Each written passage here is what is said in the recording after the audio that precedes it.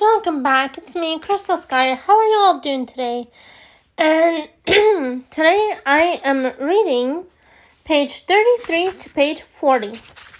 Now, before I start the video, guys, please hit that like button. Please hit that subscribe button.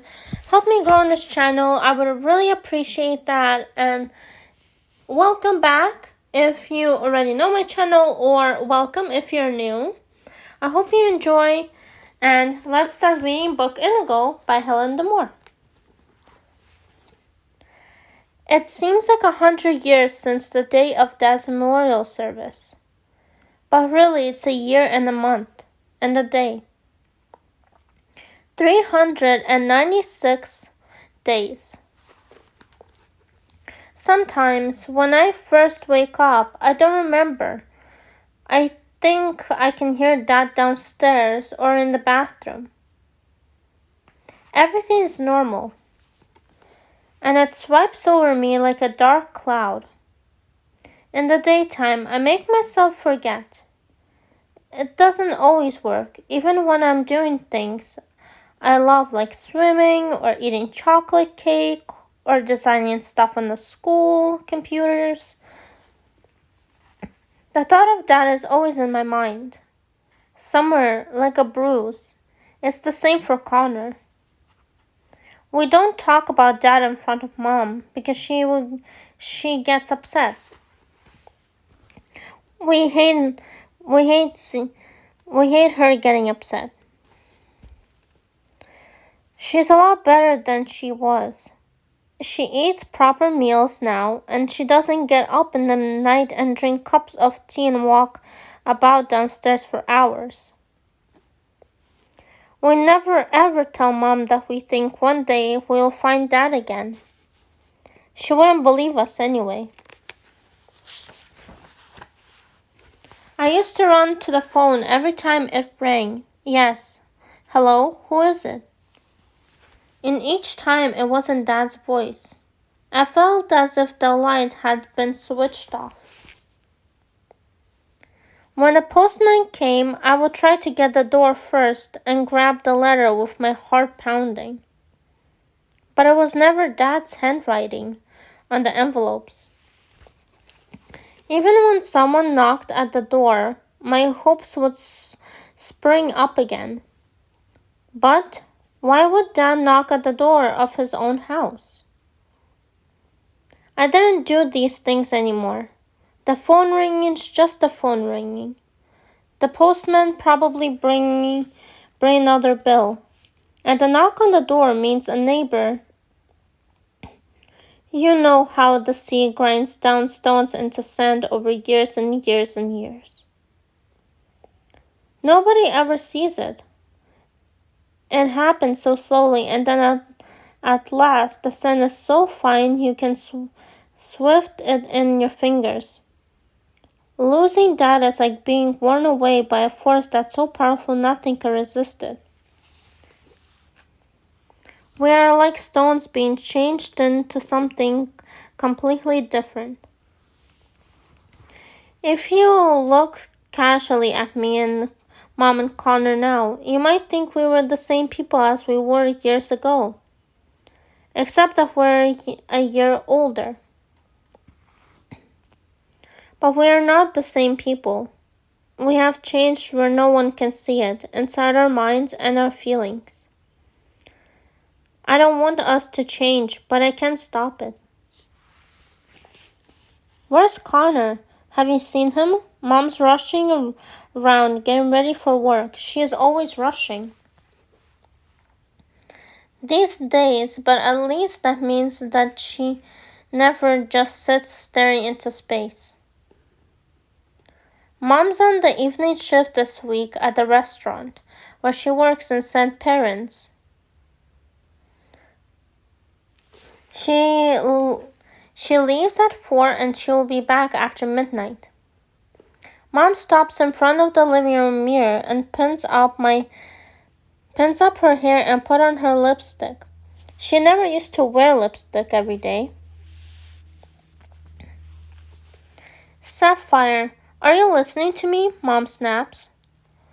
I jump. Mom snaps quite a lot these days. She doesn't mean it. It's because she is always tired.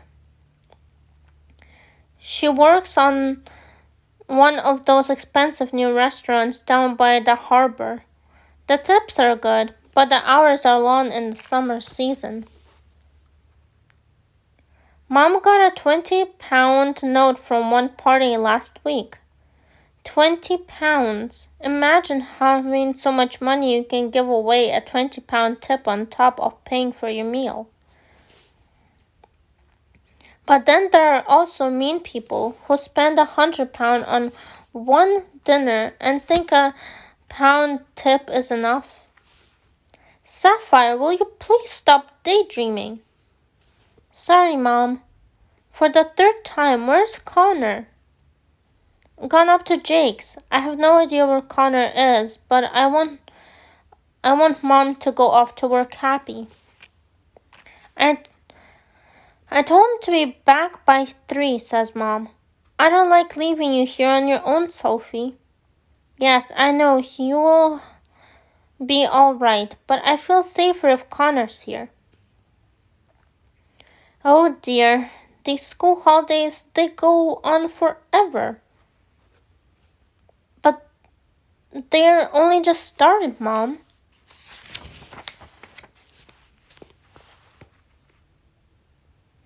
It's all right for the teachers. They get the whole holiday off work to be with their own kids. They don't have to go to work all summer and worry themselves half to death about leaving their children on their own. Mom, we're not little kids. We're really simple. And anyway, Connor will be back in a moment. But Mom, I would never be on my own if we had a dog.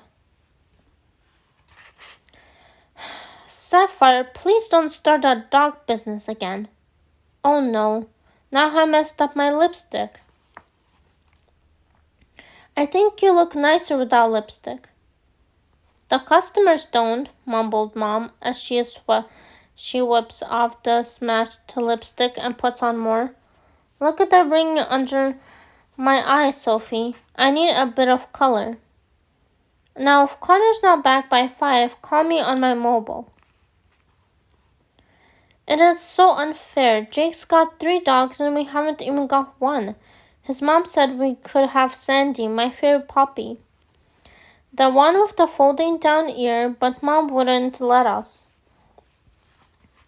We kept telling Mom we would look after Sandy and take her for walks and do everything, but Mom said what would happen when she was at work and we were at school. Sandy's so beautiful. She's over a year old now. But Jake's family hasn't sold her to anyone else. Her coat is pale, basically gold, and she has huge, soft brown eyes that look at you as if she knows all about you. And she understands when you tell her things. I take Sandy out for walks whenever I can. It's a little bit like having a dog of my own. When I'm out with her, she comes to heel immediately when I say heel, Sandy. People who go past in cars probably do think she's my dog. Sandy is so affectionate, but she's not clinchy, in fact. She has a perfect character. She always gets so excited when she sees me. Dogs can tell if you really love them. If Jake's mom and dad ever sold Sandy to someone else, I don't think she would be happy. I know she would miss me so much, and I would miss her. Sapphire, listen, Mom says Mom. There is a pepperoni pizza in the freezer and Mary's lettuce and these spring onions. I nod. I hate spring onions. Why does anyone bother to grow them? You'll be all right, won't you? Says Mom, frowning. Exhaustively, she hates leaving me alone. and she'll worry about it while she's at work. She's got to work because we need the money. Dad didn't have any life insurance. I hate Mom worrying. Mom, we'll be fine. Mom gives me a quick rushing out of the door kiss, and she's gone. I listen to the car starting, then Mom tosses the horn, and I remember. I have got to open the gate off the end of the track for her. I ran outside, untied the orange twine from the gate post, and swing the gate wide. Mom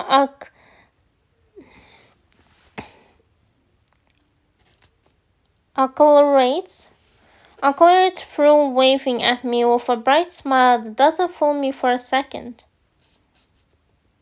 Back into the cottage. It's too warm inside, and so I leave the door open. I wonder where Connor is. He'll be up at on Jake's computer, or playing with the dogs. But Connor usually tells me where he's going. He doesn't just disappear. No, don't think about that word. I'll make our tea, we'll have it early, and then we can watch loads of TV. I get out the pizza and put it on the baking sheet. I wash Mary's lettuce, shake it dry, and carefully cut the roots off the spring onions for Connor. We haven't grown any vegetables ourselves this year. Dad did all the gardening, and usually he grew everything. Onions and potatoes and beans and peas and carrots.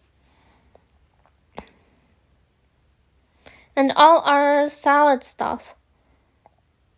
I used to help him, but now our garden is tangled and overgrown and weedy. I don't know where to start clearing it. Dad would hate the way it looks. But then I remember something deep in the woods. There are those gooseberry bushes. I wonder if any of the gooseberries are ripped yet. They are. They are fat and juicy, and when I hold them up to the light, I can see the dark seeds inside the yellow skin. I run into the kitchen and get the calendar and start picking. We'll have gooseberries with sugar and cream. There's half a carton of salted cream in the fridge, which Mom brought back from work yesterday. I pick and pick, bubbles scratching my leg, and gooseberry thorns jump at my hands. But I don't mind.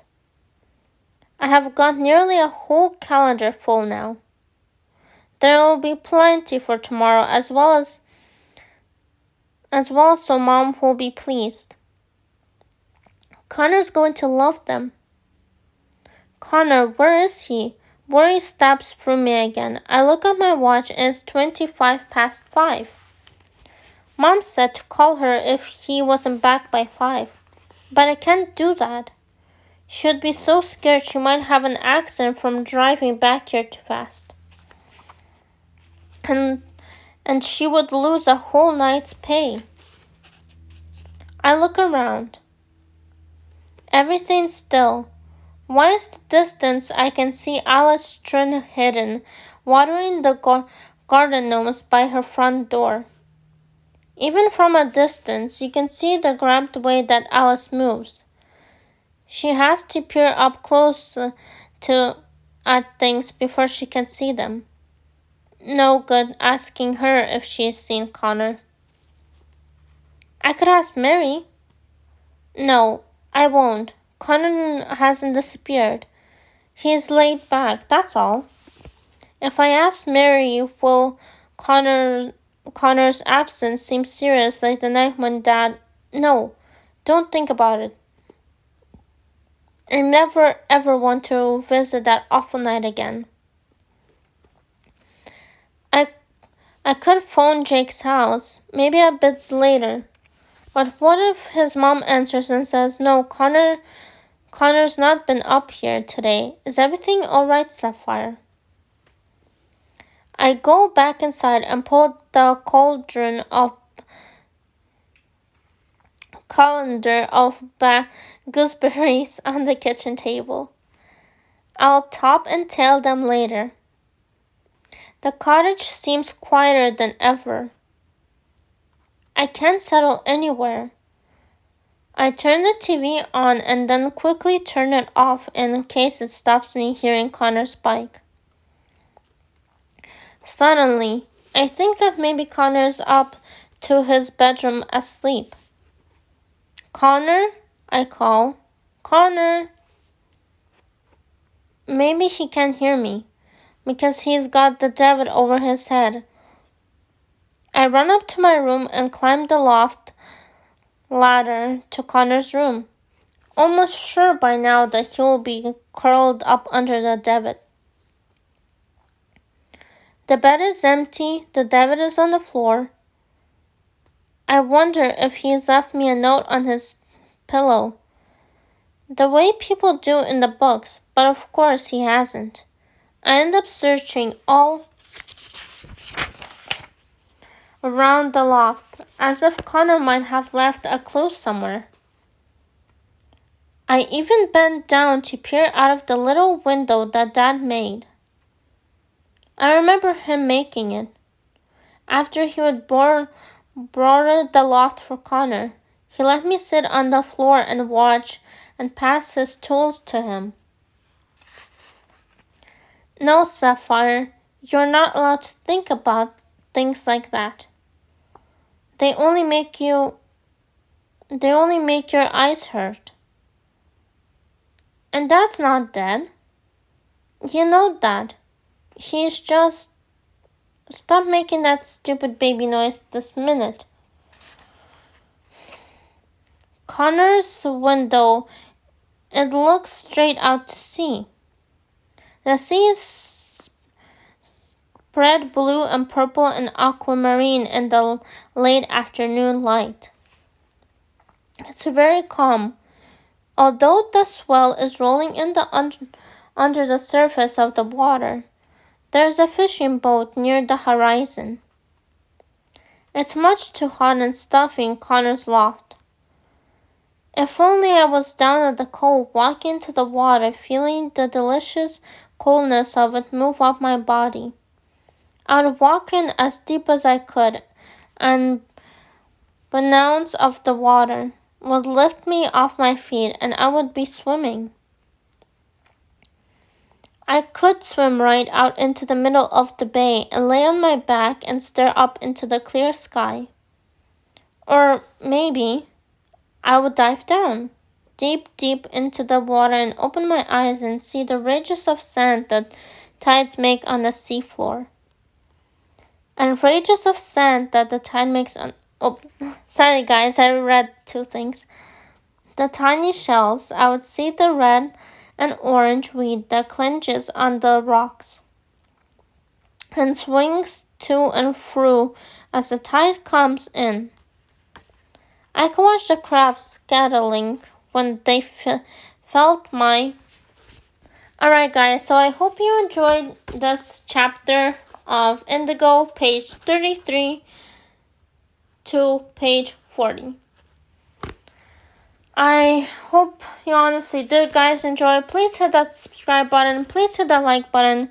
Stay safe. And I honestly hope you all have a wonderful day, time, dinner, morning, whatever you're having. Help me grow this channel. I would really, from the bottom of my heart, appreciate it.